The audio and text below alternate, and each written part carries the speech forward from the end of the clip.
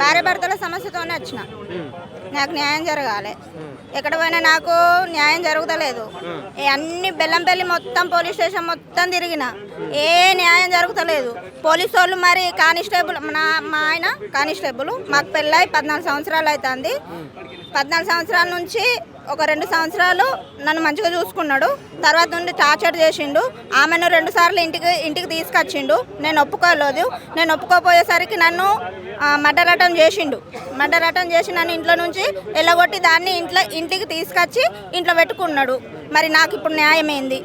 నా బతికేంది? నన్ను రోడ్డు పాలు చేసిండు. నాకు 3 పిల్లలు. నా పిల్లలకేమి ఇస్తలేడు, నాకేమి ఇస్తలేడు.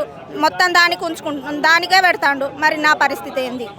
నాకు న్యాయం కాలేదు. ఆమె ఫస్ట్ పెళ్ళైంది, మొగ నిడిసబెట్టింది, ఈయనకి వచ్చి తలిగింది.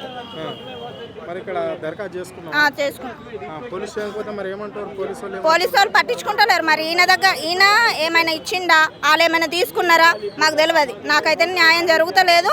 పోలీసు వాళ్ళ మీద కూడా కంప్లైంట్ ఇస్తా. ఒకవేళ ఇప్పుడు న్యాయం జరగకపోతే, న్యాయం నాకు ఇప్పుడు జరగకపోతే వాళ్ళ మీద కూడా కంప్లైంట్ ఇస్తా.